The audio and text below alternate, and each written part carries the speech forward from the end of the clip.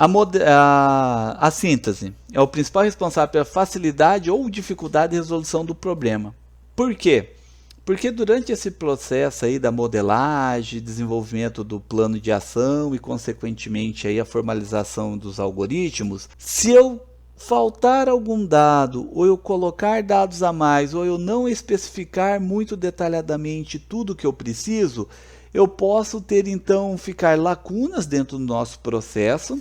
E na hora do desenvolvimento ou até mesmo da implantação do sistema dentro da empresa, pode acontecer do cliente lá identificar bugs no sistema. Ó, o cálculo aqui não está batendo, porque você calculou aqui tais premissas, mas o sistema ainda deveria fazer essa outro tipo de análise aqui, como por exemplo crediário, o sistema que não analisou e nós temos a necessidade de colocar crediário, porém os cálculos do crediário é totalmente diferente do cálculo aqui do cartão e não foi analisado.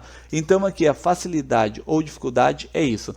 Se eu faço uma análise muito bem feita, converso com o meu cliente muito bem, coleto todos os dados e faço toda a modelagem adequada, então ele vai me ajudar e muito durante o processo aí de desenvolvimento do nosso algoritmo. Porém, se faltar uma informação ou faltar alguma coisa, eu vou ter uma dificuldade durante o processo aí de desenvolvimento. Então vamos pegar aqui, só para facilitar o nosso entendimento, vamos fazer uma modelagem aqui, bem simplesinho, obviamente, né? E em termos didáticos para entendermos, vamos considerar o seguinte problema.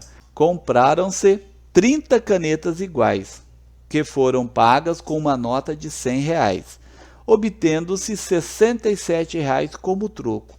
Quanto custou cada caneta? Se você olhar assim, né, de cara, mas isso aqui é fácil, é só pegar os 30 ali e tal, ver quantos que sobrou de troco, no caso, se sobrou 67, então eu paguei 33, se eu comprei 30 canetas, então 1,10 cada uma. Beleza, esse aqui é uma análise muito bem simples, mas pare e pensa, né? Eu tenho que analisar aqui o meu problema. Qual que é o meu problema dentro desse pequena análise aqui? Identificar quanto custa cada produto que eu comprei. No nosso caso, caneta. Qual o valor de uma caneta? Que poderia ser aqui qualquer outro tipo de produto. Aí eu tenho que identificar, eu tenho todos os dados? Quais são os dados aqui?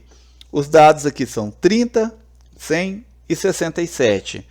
E aí eu tenho que obter qual a informação? O dado 30 se refere ao quê? Canetas. O dado 100 se refere ao quê? Ao valor total pago. O dado 67 se refere ao quê? Ao troco. Beleza. Então, quanto que é o custo? O custo eu não sei, o custo total. Aí é onde que se entra aí a lógica. E aí nós temos então uma modelagem bem simplesinha aqui, para facilitar como que a gente faria isso daqui se fosse matematicamente escrito. Então, seja x o custo de cada caneta, então, quanto gastei? 30x. Ok? Então, se x é o custo de uma caneta, se eu gastei 30x, matemática básica. Continuando o raciocínio. Quanto gastei mais troco? Ou seja, então eu gastei mais o troco, exatamente R$100. Então, nós temos a seguinte forma. 30x mais 67, que ela gastei 30x, troco 67, igual a 100, que é o total que eu paguei lá para o atendente. Continuando o cálculo, então 30x, aí nós fazemos aquela ideia matemática básica, joga para um lado, para o outro, tal. Aí nós vamos chegar lá a 30x igual a 33, que é o valor o valor que eu paguei, né, o valor pago pelas 30 canetas. Aí é só passar lá, matemática básica, x, 33, tá? Então observem, isso daqui é um algoritmo, obviamente um algoritmo matemático. Agora, com essa informação que eu tenho aqui, que todo esse cálculo é uma informação, eu consigo então desenvolver um sistema onde é possível calcular qualquer produto possível. Lembrando, quando nós estamos falando de um único produto, o x vai ser o valor que eu paguei, eu vou ter o troco, vou ter lá a igualdade, que é o valor que o cara pagou. E aí nós fazemos todo o cálculo. Então, com essa lógica matemática agora que eu tenho aqui, eu posso transformar isso numa lógica computacional e usar para todo e qualquer produto que se compre dentro da empresa, indiferente da quantidade e do valor pago lá. Então, de uma forma bem mais rápida, como que seria aí um algoritmo bem simplesinho que nós falaríamos aí se fosse falar mentalmente ou explicar para uma pessoa, como é que faz esse cálculo? Obviamente você falaria algo parecido com esse cara aí, ó. Pega lá os valores 30, 100, 67, você vai subtrair 67 de 100 para ter o valor total pago e vai dividir esse valor total pago por 30.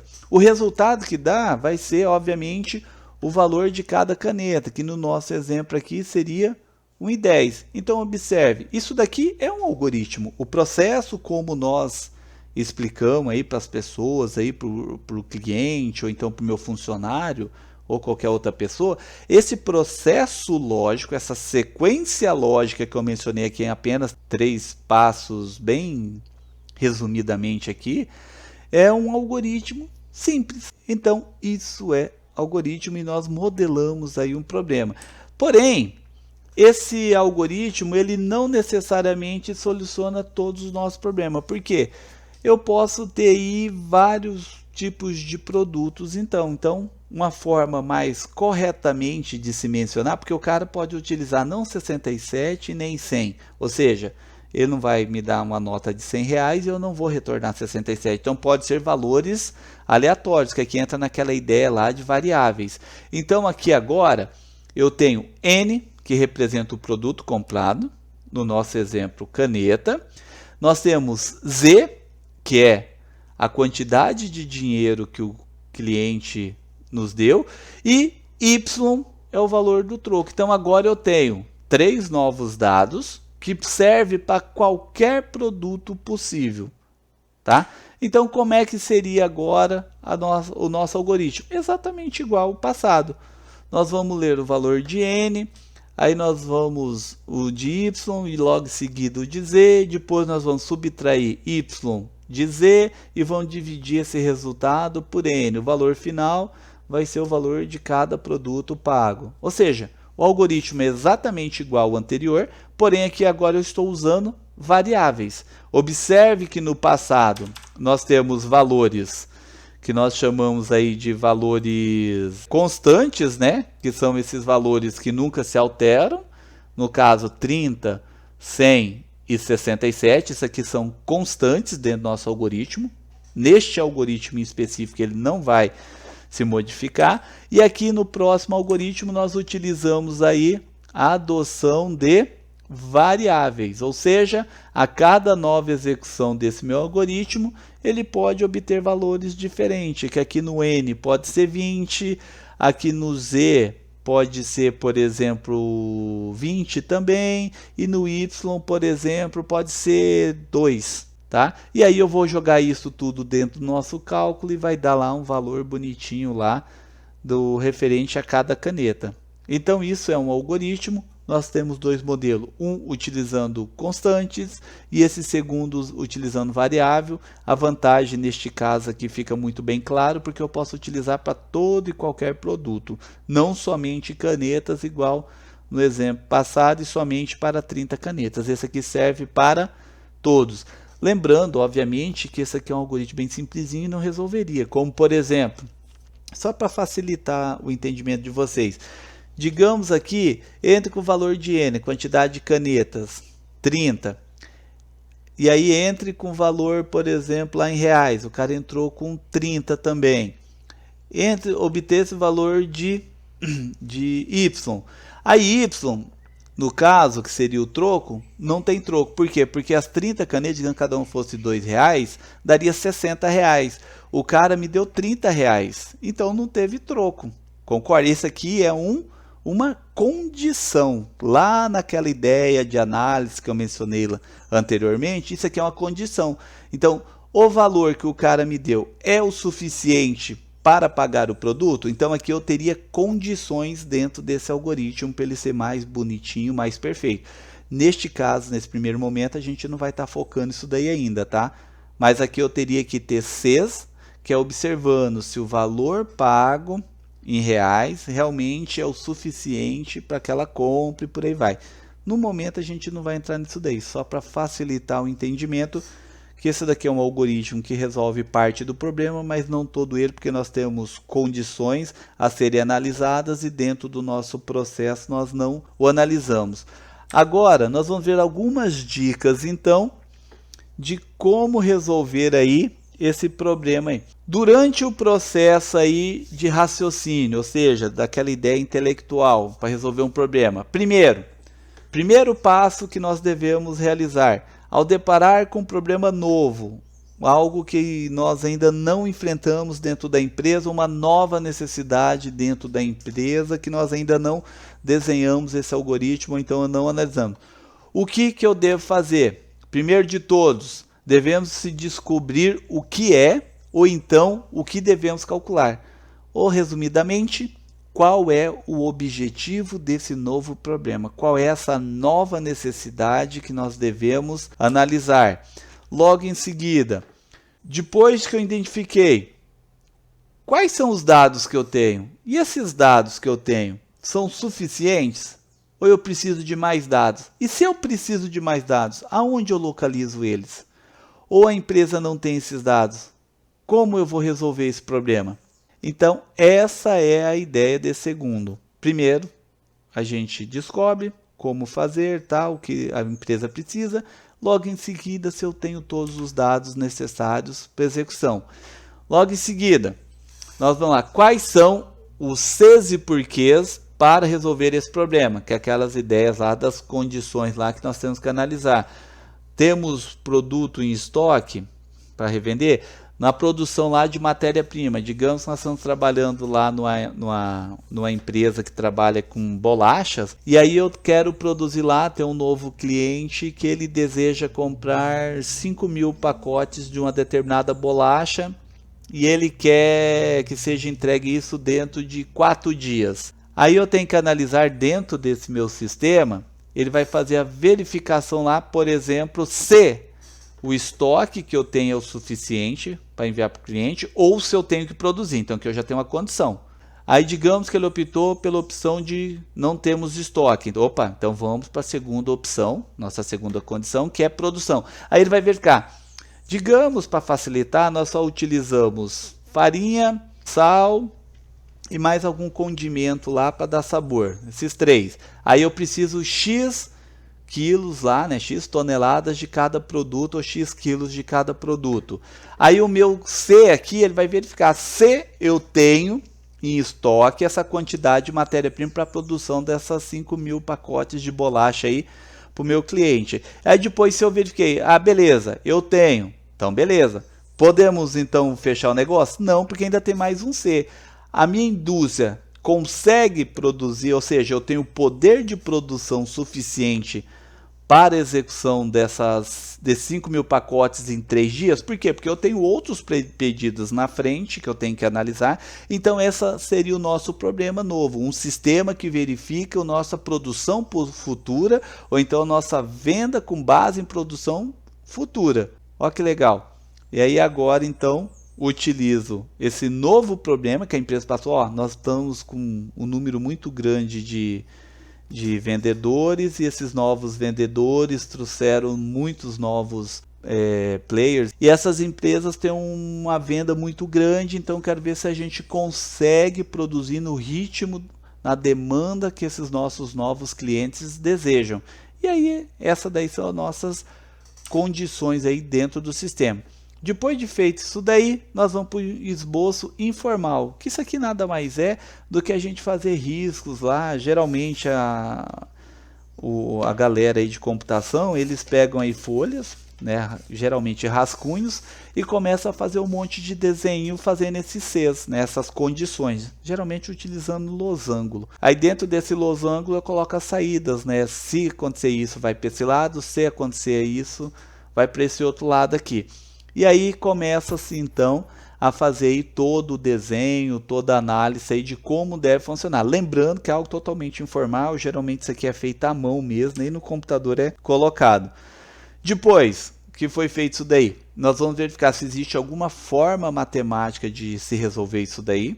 ou se não, não tem como, isso daqui é feito de uma forma sequencial, não existe um modelo matemático. Então, beleza. Mas se existir uma forma matemática, a ideia é adotar dentro desse aí um cálculo, por exemplo, para facilitar lá a análise ou a previsão de algo. Depois de fez todo aquele processo informal, aí nós vamos então criar um plano com uma solução.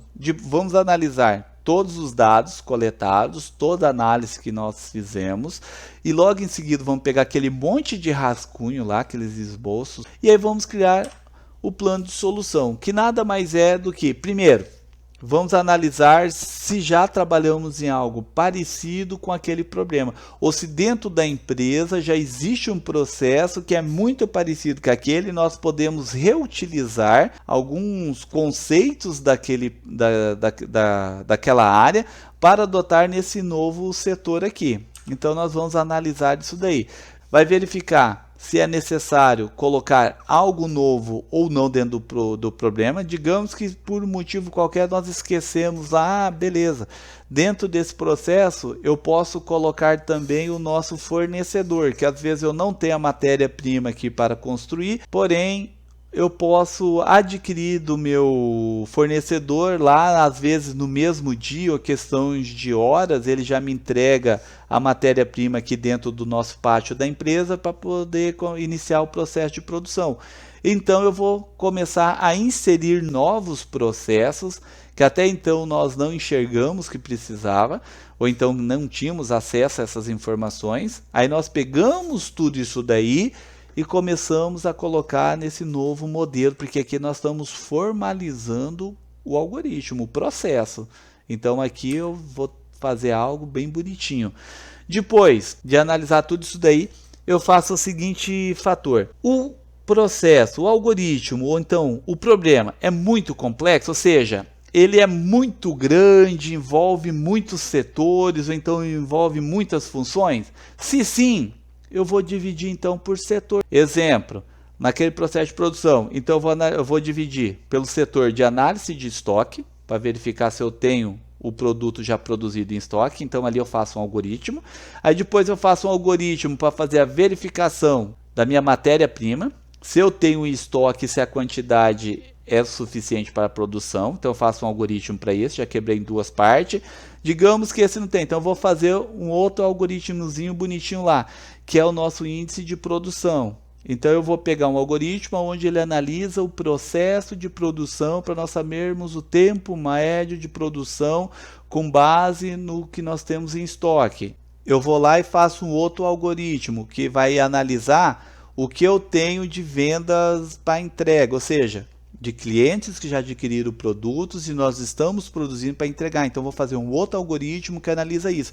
E aí eu vou interligar todos esses algoritmos num único só, e aí ele como um todo verifica todo esse processo. Isso é o que está mencionando, quebrá-lo em partes menores, que é para facilitar o meu entendimento, bem como a facilitar o processo de desenvolvimento do sistema. Algoritmo nós geralmente dividimos em vários algoritmos bem menores aí. Depois que nós enxergamos aí o problema como um todo, aí nós vamos verificar se tem como desenvolver esse sistema de forma diferente, ou seja, se tem como eu fazer um outro algoritmo que se chega ao mesmo resultado e que às vezes seja até mais simples ou mais fácil ou melhor analisado do que o anterior, porque quando nós fazemos o primeiro, então nós temos muitas dúvidas aí na cabeça, ou então não entendemos o processo muito bem. Depois que nós terminamos aí o nosso processo de desenvolvimento, nós vamos começar a fazer novamente o mesmo algoritmo. Pode ver que vai ficar muito mais rápido e muito mais fácil. Por quê? Porque você já tem todas as informações, você já tem todos os dados, você já tem um conhecimento maior do problema. Então você vai gerar um novo algoritmo sem olhar o anterior e você vai ver que você às vezes vai chegar na mesma solução ou na solução até melhor, bem mais rápido e fácil do que esse primeiro. Tá? Então é muito comum, pessoal, depois de desenvolver o primeiro, quebrar bastante a cabeça, ele voltar para a fase inicial e começar tudo de novo, porque geralmente ele vai descobrir coisas que estavam faltando e ele não identificou na primeira no primeiro desenvolvimento, e aí nesse segundo desenvolvimento aí facilitou. Terceira fase, formalização da solução, que é quando nós realmente começamos a desenvolver aí o nosso algoritmo. Então nós pegamos aquele algoritmo lá, transformamos ele em passos onde o processo é possível de ser resolvido, e aí nós fazemos a verificação passo a passo desse algoritmo se está correto ou não. O que é isso daqui? É você passar esse algoritmo olhando linha por linha, tipo a ideia lá da Torre de Hanoi. Aí nós vamos olhando linha por linha e executando mentalmente, ou com uma folhinha do lado lá, você vai anotando, e aí você vai executando linha por linha e vê o que o sistema faz. E aí no final você vai ver se chegou ou não a resolução do problema. Geralmente aqui tem uma técnica conhecida como teste de mesa, que é justamente isso, você pegar uma folha, desenha essa folha lá, todas as variáveis que existem no seu algoritmo, e aí você vai lendo uma linha, preenchendo a variável, lê a segunda linha, preenche outra variável, e aí vai fazendo passo a passo, e aí no final você vê se o resultado está correto ou não.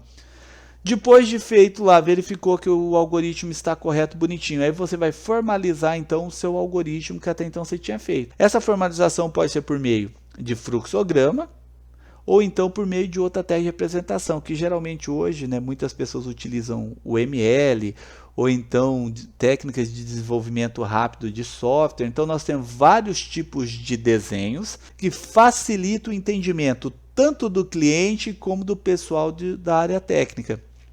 Só dele olhar, então, todo aquele desenho, ele vai saber o que está acontecendo. Ah, legal, então aqui acontece tal coisa, aqui acontece tal coisa, aqui eu armazeno tal dado, aqui eu busco tal dado, aqui eu vou executar tal função, ali eu vou executar essa outra função. Então, é isso que ele faz aí. E quarta fase aí é os exames dos resultados, que nada mais são do que os testes que nós vamos fazendo aí com o nosso algoritmo já desenvolvido. Então, depois de nós fazermos aí o algoritmo, nós vamos testar esse algoritmo com vários dados aí de entradas. Aí então eu vou inventar vários dados, ou pegar dados reais, jogar dentro desse meu algoritmo e verificar se o resultado está correto ou não, que é o tal da teste de mesa que eu falei lá. Então, quando nós fazemos esse teste de mesa, é justamente o processo de verificação, se o dado que entrou e o dado que saiu são os dados que eu esperava, tanto entrar como sair, que é justamente para detectar se existem falhas ou não. E aí eu verifico, o algoritmo não gerou resultado algum? Opa, então peraí, entrei com vários dados e no caso não teve retorno nenhum, então significa que eu tenho aí algum erro então do meu desenvolvimento, ou seja, a minha sintaxe, que sintaxe quer dizer sequência, então a minha sequência lógica tem algo errado que não está tão lógico assim, ou seja, eu não estou conseguindo armazenar o dado lá, gerar os cálculos como eu desejava. Se o algoritmo gerou então o meu resultado, beleza, ele gerou lá um cálculo X. Esse cálculo está correto? Se o cálculo estiver correto, beleza, que aqui é onde entra, analisa a consistência. O que é a consistência dos dados? Se os dados que eu recebi realmente são os dados que eu esperava receber, ou se o sistema me voltou um outro dado totalmente diferente, como por exemplo, eu esperava receber um 7 e eu recebi um 8. Tá? Então, o algoritmo lá em cima rodou 100%, porém aqui embaixo o resultado não está legal. Então, se o resultado aqui embaixo não bateu, então significa que tem alguma fórmula ou alguma lógica dentro dessa minha sequência que está invertendo aí o cálculo, então a formulação do cálculo está totalmente errado. Se o resultado não estiver correto, pode ser então que as condições, operações ou ordem das operações está totalmente incorreta. Isso daí é basicamente o que eu tenho que fazer então para identificar aí o modelagem de um problema. São 4 passos, bem simplesinho, e aonde eu vou identificar. Se eu fizer esses 4 passos, eu consigo desenvolver qualquer programa aí que vocês pensarem. Não importa se ele é simplesinho ou se ele é muito complexo. Esses 4 passos são primordiais aí para nós estarmos desenvolvendo todo e qualquer algoritmo. Usou eles durante o processo, antes de desenvolver, desenvolveu aqui, formalizou o algoritmo, pode jogar no ambiente de programação que vocês escolherem aí, não importa se é Python, se é Java, se é Visual Basic ou qualquer outro tipo aí de programação, de ambiente, que ele vai rodar, tá? Então, nós ficamos aí nessa primeira parte, né, desse conteúdo de algoritmo, e aí vamos agora para alguns exercícios aí.